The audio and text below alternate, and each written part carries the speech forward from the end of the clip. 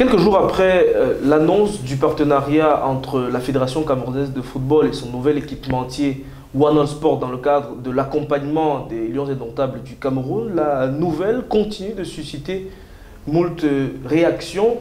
Pour parler justement de ce fait d'actualité sur le plan sportif, nous recevons dans le cadre de cette nouvelle édition du Talk sur Focus Media Afrique Abdoulaye Yado. Abdoulaye Yado, bonjour. Bonjour Monsieur Kevin et je salue vos téléspectateurs. Merci surtout d'avoir accepté notre invitation. Je rappelle que vous êtes analyste sportif, vous êtes juriste. Vous avez été consultant pour le compte de cette fédération, à la fois à l'époque d'Ia Mohamed et aussi celle de Seydou Mbombo Djoya. Qu'est-ce que vous retenez de vos piges à Tinga?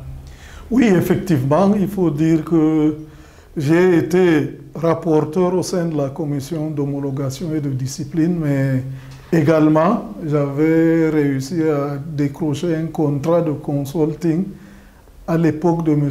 Ia Mohamed, que M. Tombi a fait continuer, et jusqu'à l'avènement de M. Happy, Maître Happy, qui assurait la normalisation. C'est en août 2017 que ça avait été arrêté. Donc, ce que je retiens, c'est que M. Ia Mohamed, qui est venu en 1998 à la tête de la FECAFOOT, a modernisé cette institution véritablement et lui a donné tout son sens.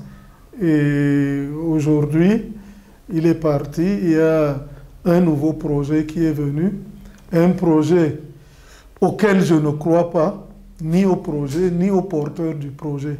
Et c'est pourquoi j'ai décidé de ne plus collaborer avec cette institution.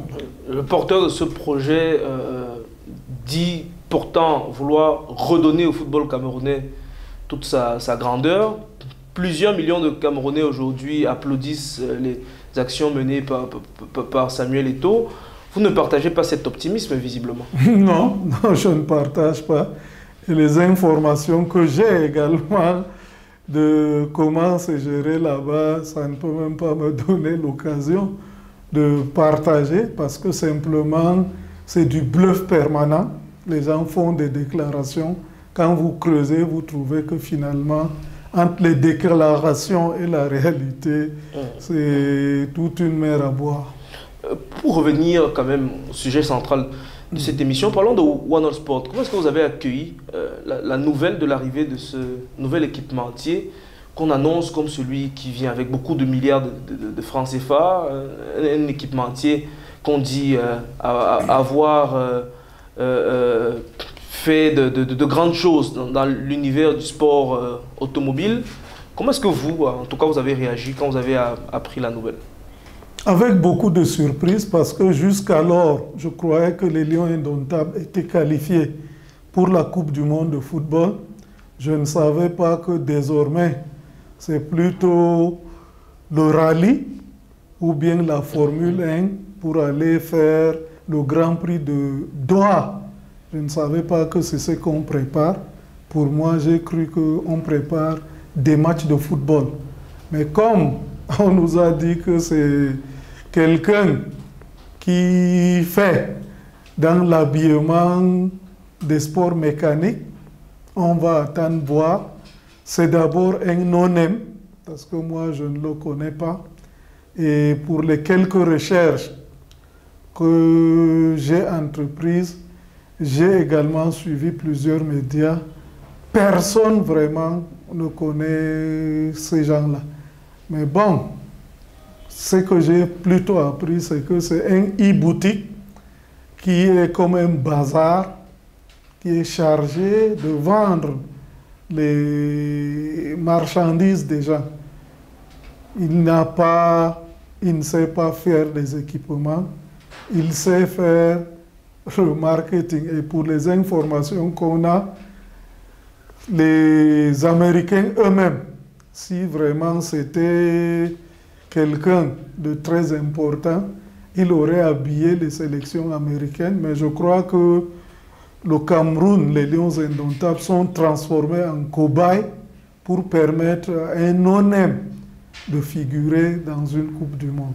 On annonce quand même plusieurs milliards de francs CFA, même si c'est des sources non officielles, vu que la FECAFOOT a annoncé à travers son communiqué autour de l'arrivée de One All Sport que le partenaire ne souhaitait pas que les clauses soient rendues publiques, mais des sources, comme je le disais, non officielles, parlent d'un peu plus de 7 milliards de francs CFA. Vous détenez peut-être des informations que vous n'avez pas. Est-ce que si l'argument de l'argent est valable, est-ce que ce n'est pas une aubaine pour une fédération dont on connaît les difficultés financières?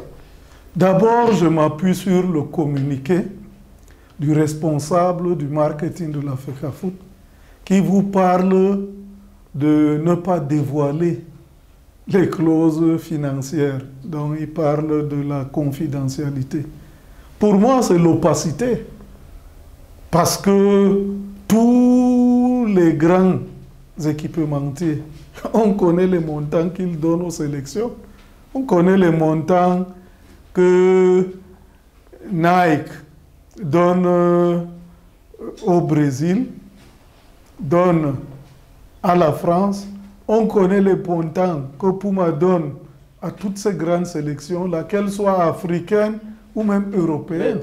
Il n'y a aucune clause financière qui soit cachée. Mais honnêtement, Abdoulaye Ado, à l'époque de Seydou Mbodjoua, que vous avez soutenu, et avec qui vous avez collaboré, il y a eu la signature du contrat de partenariat avec le Coq Sportif. Et ce n'est qu'il y a quelques semaines qu'on a découvert les clauses de ce contrat. Les Camerounais n'étaient pas au courant, malheureusement. Oui, les Camerounais n'étaient pas au courant, mais ça ne veut pas dire que les clauses n'existaient pas. C'est peut-être le même cas de figure. Les clauses, ce n'est pas le même cas de figure.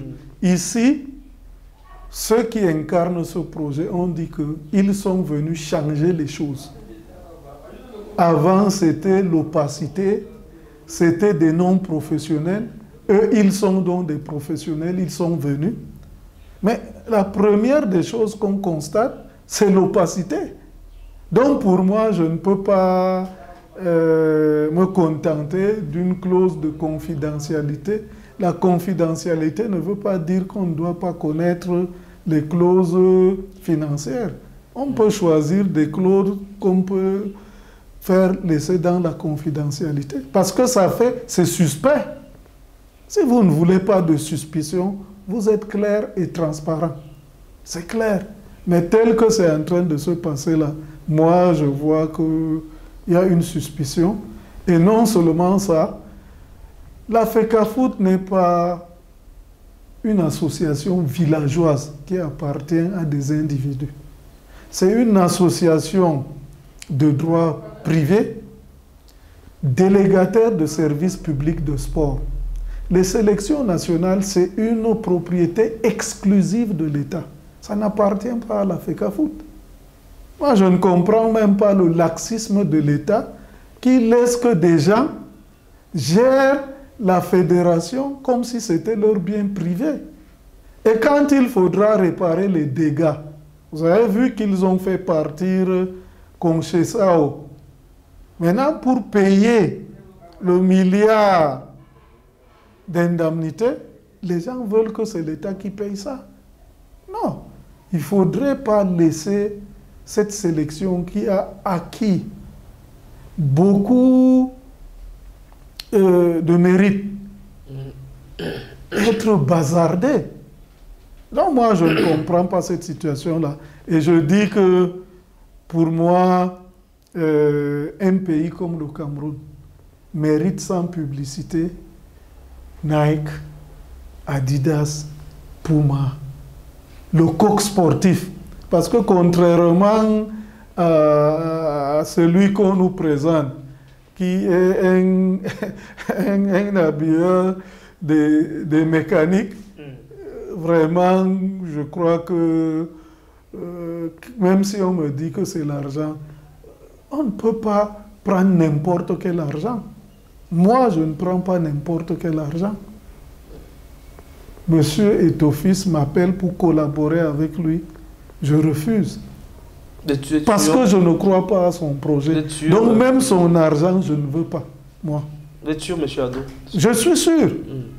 Vous savez, j'ai un certain nombre de prestations non encore payées à la FECAFOOT.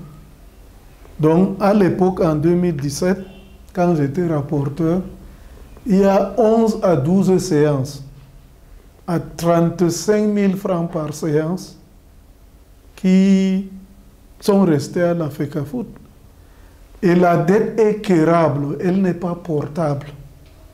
Je ne vais pas demander cet argent, qui est mon argent, parce qu'on a travaillé dans les séances. À l'époque de Samuel Eto'o-Fils, je ne le demanderai pas. Également, les arriérés de ma prestation comme consultant de la FECAFOOT. C'est là, plus d'une... c'est vraiment beaucoup d'argent, mais je ne demanderai pas. Beaucoup parlent d'une gestion très personnelle, et là je reprends les propos du directeur de campagne de Samuel Eto'o au moment justement de briguer ce mandat à la Fédération camerounaise de football. Vous croyez que c'est vraiment ça le principal problème de la Fédération camerounaise aujourd'hui? Parce que vous avez dit, vous utilisez des termes un peu plus forts, vous parlez de gestion villageoise d'un groupe d'individus. Est-ce que dans la perception que vous avez de la gestion de cette association-là, vous pensez que ça fait partie des problèmes? D'autant plus que, pour revenir justement à l'équipementier, dans le mécanisme qui a abouti au choix de One All Sport, beaucoup évoquent par exemple le fait que le comité exécutif, on avait annoncé un tantinet que c'est à travers le comité exécutif qui est censé se tenir le 26 août que la décision allait être prise, mais finalement la nouvelle est sortie comme ça. Votre lecture globale sur ces différents aspects? Bon, je n'ai pas dit qu'il s'agit d'une gestion villageoise, mais j'ai plutôt dit que la FECAFOOT n'est pas une association villageoise. C'est une association privée, certes, mais délégataire de services publics, donc qui gère les intérêts de l'État. Maintenant, vous-même, dans votre question, en réalité, vous avez la réponse. Il faut savoir que le président de la FECAFOOT représente la fédération. Mais les organes qui décident à la FECAFOOT, c'est des organes. Le comité exécutif, c'est l'Assemblée générale. Voici les organes. C'est vrai que parce qu'il faut poser une signature, c'est le président du comité exécutif qui rend donc officiel ce qui a été décidé par une session du comité exécutif qui prend des résolutions. C'est comme ça que la FECAFOOT fonctionne. Si vous, en tant qu'individu, vous vous levez un matin, vous décidez, vous faites ci, vous faites ça, dans le communiqué produit par le responsable du marketing, on vous a dit que le comité exécutif va siéger le 26 pour examiner les offres et enfin décider.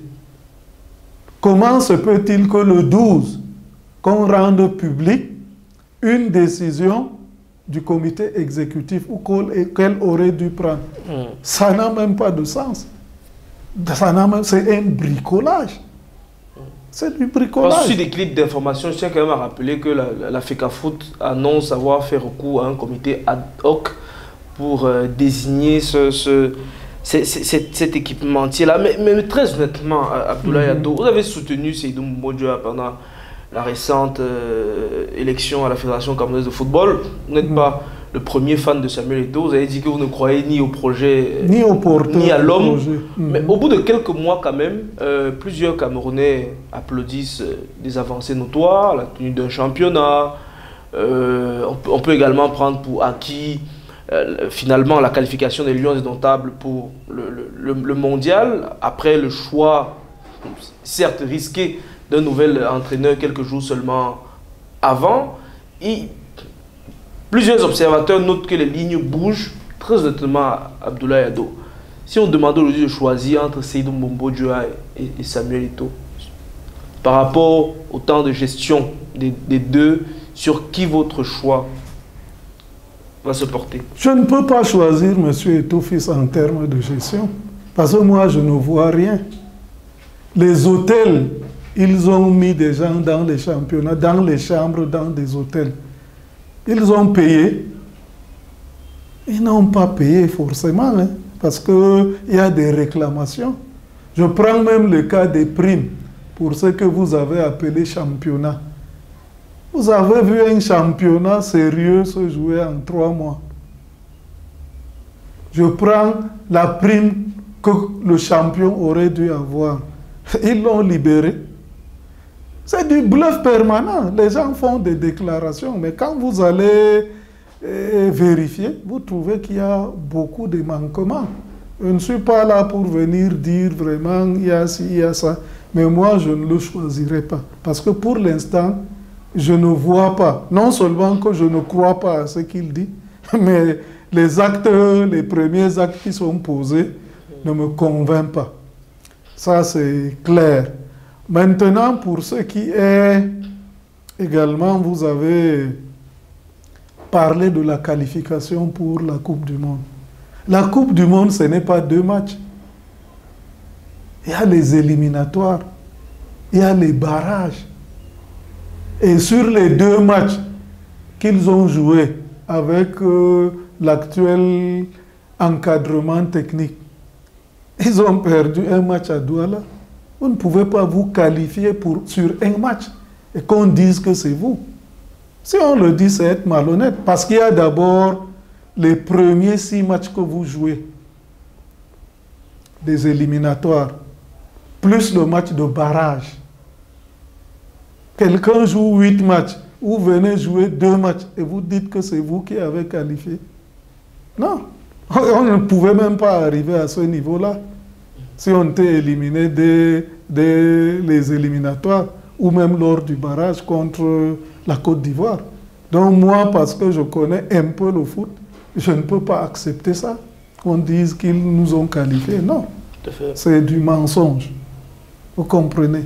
Donc pour moi, je crois que M. Saïdou Mbonjoya, à l'époque, le championnat avait été arrêté non seulement par le gouvernement du Cameroun, mais par la FIFA, parce qu'il y avait le Covid-19. Donc, il fallait arrêter toutes les activités des sports collectifs. La FECAFOOT est une fédération camerounaise. Quand le gouvernement camerounais prend une décision, une fédération ne peut pas passer outre. Donc, c'est ce qui a justifié qu'il y ait eu des méthodes de désignation extraordinaires.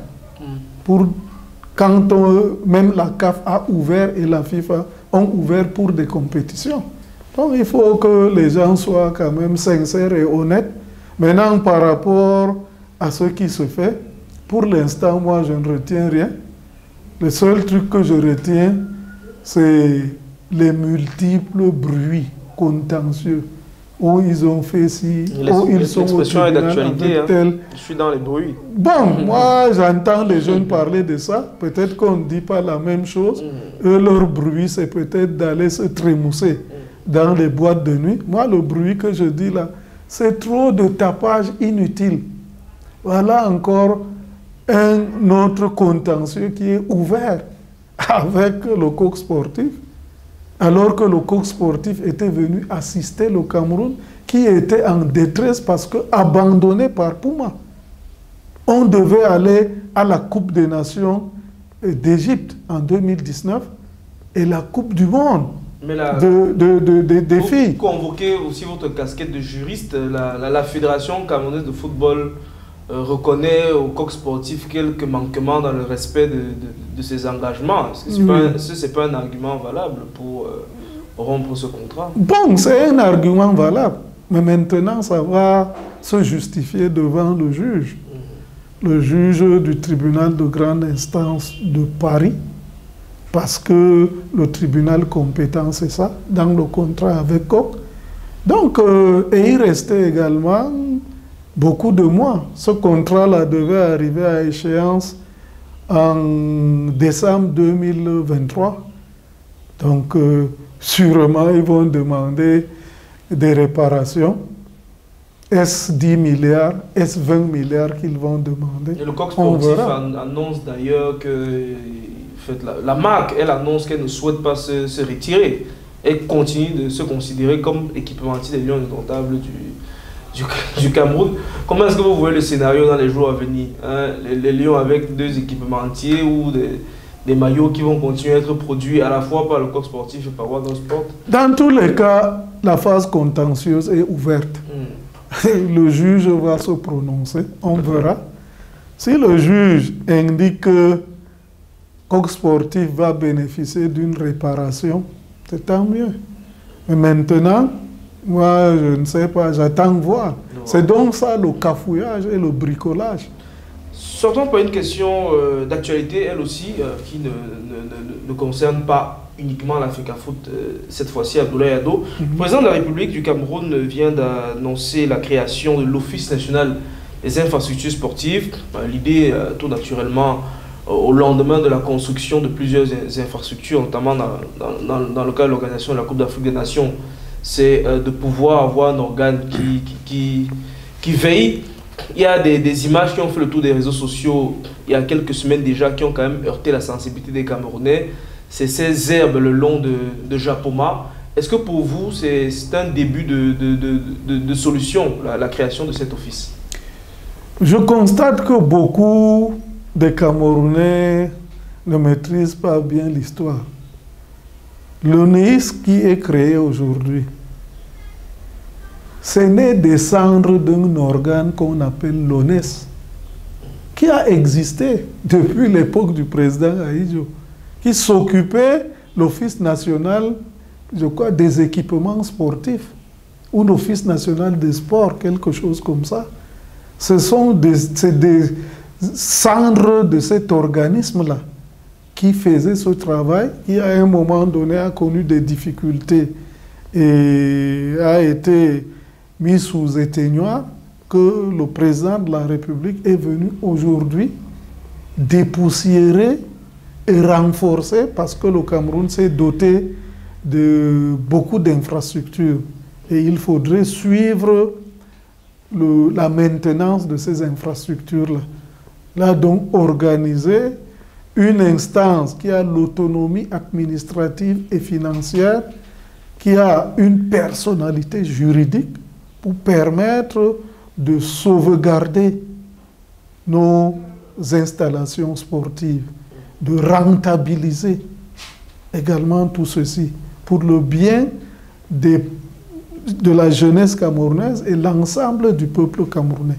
Pour moi, le regard que je porte, c'est un très bon regard, parce qu'il faudrait mettre du sérieux dans le maintien de ces infrastructures-là. Vous savez qu'aujourd'hui, on ne peut pas, si la Coupe du Monde vient en Afrique, et même au niveau mondial, puisque dans l'évolution de la FIFA, ils sont en train d'aller vers l'éco-organisation, parce qu'on va multiplier le nombre de pays. Le Cameroun peut être retenu. On a des infrastructures niveau Coupe du Monde. Donc, pour moi, c'est une bonne chose. C'est une très, très bonne chose. Mais je dis que les Camerounais aveuglés par la passion, qui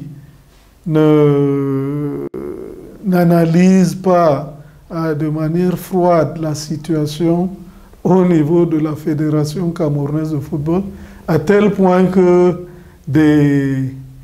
il y a quelque chose que je vois parfois sur les réseaux sociaux. Ils ont créé le BIR, c'est-à-dire la BIR, cette fois-ci c'est comme ça qu'on appelle, la brigade d'injures rapides. Dès que vous dites non, personne ne doit mal parler de Samuel Eto'o-Fils. Moi, Samuel Eto'o-Fils est le meilleur footballeur de l'Afrique. Personne n'a atteint son niveau pour jouer au football. Ça vient de moi. Et je l'ai toujours soutenu dans la performance sportive. Mais pour la gestion, là, je ne suis pas là. Vous comprenez? Donc, pour moi, sa gestion que je connais, c'est celle à l'époque où il était capitaine des Lions Indomptables, en 2010, en Afrique du Sud et au Brésil. Une gestion chaotique et catastrophique. Je crois qu'à l'époque du ministre Michel Zoa, il a dit à l'Assemblée que ce qu'il a vu au sein des Lions Indomptables qui ne l'a jamais vu durant toute sa carrière dans la fonction publique camerounaise, où des joueurs qui sont dans une équipe ne se parlaient pas, ne se donnaient pas des passes. Bref, c'était vraiment... Il a utilisé une expression qu'il a appelée de l'ego surdimensionné. Et ça, il l'a dit devant les députés à l'Assemblée nationale qui l'interpellaient. Il ne parlait pas seulement des taux. Une équipe de football, il y a plusieurs joueurs. Oui. Les responsabilités peuvent être partagées, même si mais c'est lui le capitaine. Le capitaine est le prolongement du coach sur le terrain. C'est ça. Je crois que sur les 32 qu'on était, on est sorti soit dernier, soit avant-dernier. D'ailleurs, dans les deux éditions, en Afrique du Sud, si on n'était pas dernier, on était avant-dernier. Et 4 ans plus tard, au Brésil, on est allé où les joueurs se sont même donné les coups de poing. Si on n'était pas dernier au Brésil, on était avant-dernier. Donc, les 2 dernières éditions de Coupe du Monde auxquelles on a participé, Samuel Eto'o-Fils était capitaine. Et c'était le chaos général. Donc, pour moi, c'est cette gestion-là que je connais. Et je ne peux donc pas croire en une autre gestion qu'il peut avoir. Donc, ça ne peut pas me convaincre. Il n'a pas peut-être pu avoir la Coupe du Monde en tant que footballeur. On espère que Samuel Eto'o aura la Coupe du Monde en tant que président de la Fédération camerounaise de football. Vous souhaitez quand même aux Lions Indomptables de faire un bon parcours au Qatar. Bon, moi, je ne suis pas un rêveur. À mon âge, on ne rêve pas. Je sais que je suis également patriote, mais il y a des choses, moi, on ne me les dit pas. Je souhaite que le Cameroun aille peut-être loin. Lui, en tant que joueur, avec le coach là, ils ont fait 4 Coupes du Monde chacun. On n'a pas traversé le premier tour. Ils étaient acteurs sur le terrain. Chacun d'eux a joué 4 Coupes du Monde. Ce n'est pas aujourd'hui, avec une équipe moyenne, que le Cameroun va remporter la Coupe du Monde. On va jouer nos 3 matchs et on va plier le bagage. Je suis un patriote, mais moi je ne rêve pas. On souhaite en tout cas aux Lions Indomptables d'aller beaucoup plus loin que ça. Merci Abdoulaye Ado. C'est moi qui vous remercie. Je rappelle que vous êtes analyste sportif, vous êtes juriste également. C'est ces différentes casquettes qu'on a convoquées, ainsi que celle de l'ex-consultant à la Fédération camerounaise de football. Vous dites, vous signez, je ne crois ni à Eto'o, ni à son projet, ça c'est clair. Mais je souhaite aux Lions Indomptables les meilleurs, même si je sais que compte tenu de leur capacité actuelle, ils vont faire les matchs obligatoires seulement. Merci à vous également, chers internautes, d'avoir été des nôtres pour cette nouvelle édition du Talk sur Focus Média Afrique. On se retrouve dans quelques jours, forcément avec un nouveau visage de la scène nationale, dans quelques domaines que ce soit, pour évoquer une question d'actualité. Portez-vous bien.